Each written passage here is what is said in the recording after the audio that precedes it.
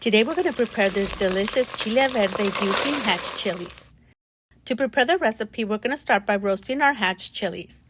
You can roast them over an open flame, in the oven, or in an air fryer. Once they're nice and blistered and they look like this, transfer them to a bowl or a plastic bag and cover for 15 to 20 minutes. And while we wait for the peppers to cool down, we're going to roast an entire white onion and 4 to 5 garlic cloves. I'm using quite a few because these are very small.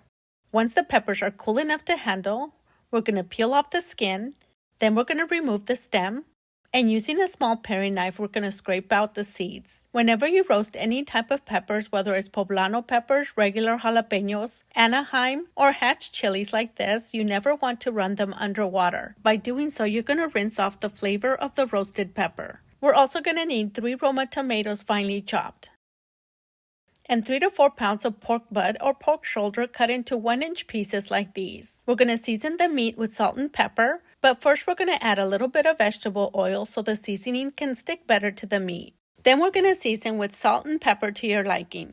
I used about half a teaspoon of each. Okay, now that we have everything ready, all our ingredients are prepped.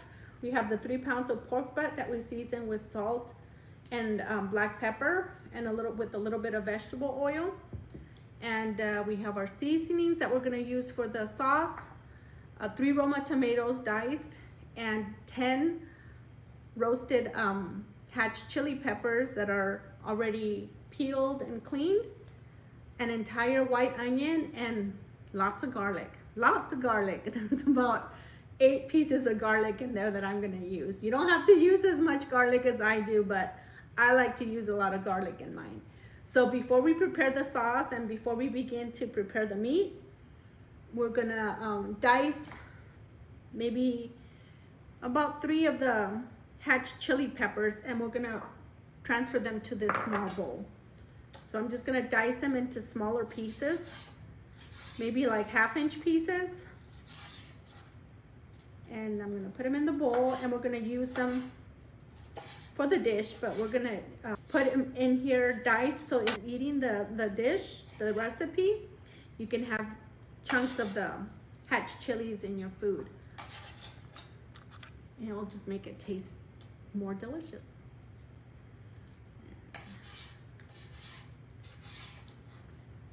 And I'm only gonna use 3 of them. I'm using 10 Hatch chilies, so I'm going to use 3 or 4 of them depending on how much is in the bowl when I'm done. I just kind of go with the flow and just kind of make it my own way, because I don't always make the recipe the exact same way. I always kind of just make it a little different. It's not always different, but sometimes it may have a little bit more of this, a little bit more of that, just to see, that's about a cup. I think with that we're gonna be good. So we're gonna put this aside, and then we're gonna blend the sauce. Let me wash my hand. Well, I'm gonna grab them again, so why wash them? So I'm just gonna bring over the blender here. Add the onion, the roasted onion, and the Hatch peppers. We're gonna throw those in whole, and we're gonna blend these. I should have added one of the red ones in there, huh? You know what? I'm going to do that so it can give it color. And the garlic, all that garlic. Now I am going to wash my hands. The red one that I decided to add to the rest, just to give our dish some more color, so it can be beautiful. Because you eat with your eyes too. If something doesn't look good, you kind of. But if it looks good, you just want to dig in, right? And if it smells good, you want to. Now we have everything in here. I'm going to add about 1/2 teaspoon of cumin and 1 teaspoon of Mexican oregano. I'm not going to add salt to this because we seasoned the meat with salt and black pepper. So once we have everything in the pot and everything's boiling, we're going to taste it. And if it needs more seasoning, we can always add more salt. And I'm going to blend this with vegetable broth or water or chicken broth, whichever one you prefer. And I'm going to add about 2 3 cups of vegetable broth. And I'll put this aside because we might need it later. And I'm gonna take this to the blender and we're gonna blend it.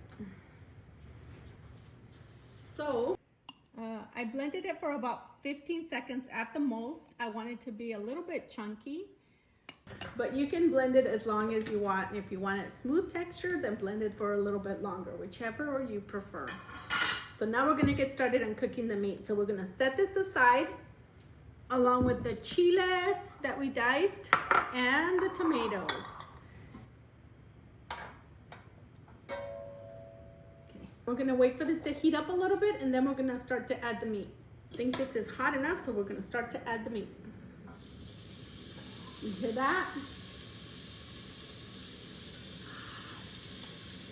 Music, music to my orejas.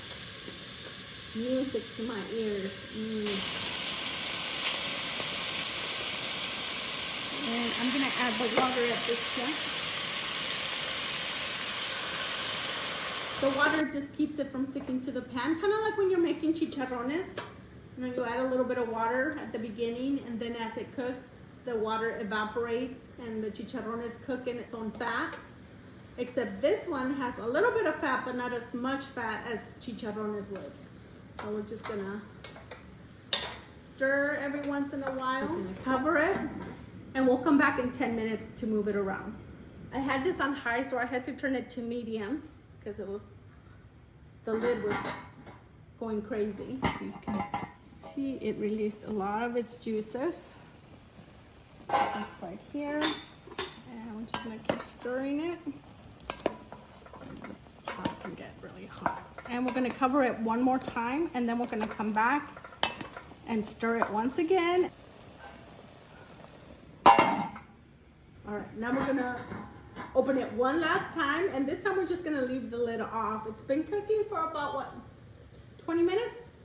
We're not gonna put the lid back on. We're just gonna wait for some of the juices to render down before we add in the tomato. Okay, so as you can see, a lot of the liquid has rendered down, and all that's left is the fat from the meat. Wait for this to brown up a little bit. Okay, so at this point you can see it has a nice sear to most of the pieces, and you have all that stuff that's stuck to the side of the pot. Don't worry about that, because that's what's going to give our dish a lot more flavor. You can remove the meat, but I'm just going to add in the tomatoes with the meat just so it can fry up a little bit before we add the sauce and the rest of the peppers.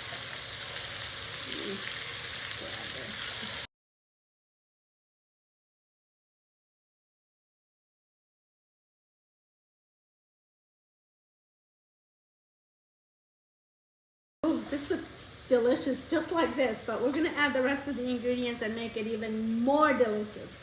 The peppers.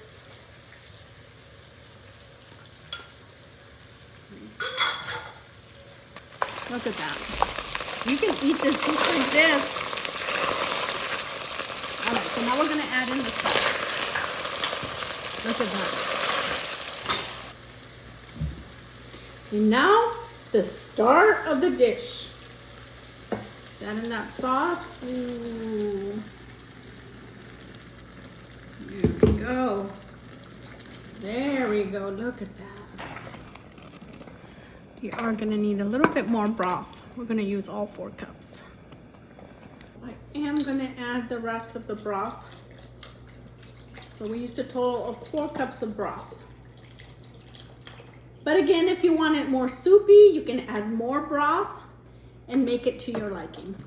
But I think the 4 cups is gonna do it here. All right, I'm also gonna add 2 bay leaves in here. So, and we're gonna let it simmer for about 1 to 2 minutes, and then we're gonna taste it to see if it needs additional salt. Make sure it has enough salt. This looks delicious.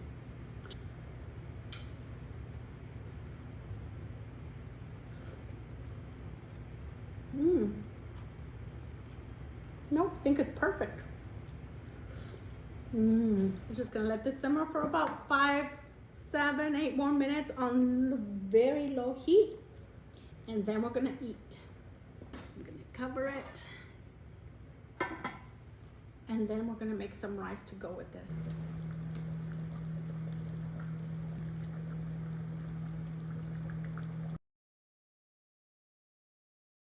And now for my favorite part, the taste test.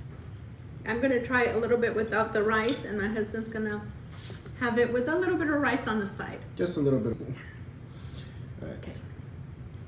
I'm gonna try it like this. Wait, I'm gonna put it in my tortilla. Mmm. Mmm. Mmm, this is spicy. That's spicy. But delicious. Do you like this one better, or with the one I make with the tomatillo? I think because of the spiciness, I like this one. Mm-hmm. I like this one. But the tomatillo one has a nice flavor. But for spicy, I will go with this one, definitely. Mm-hmm.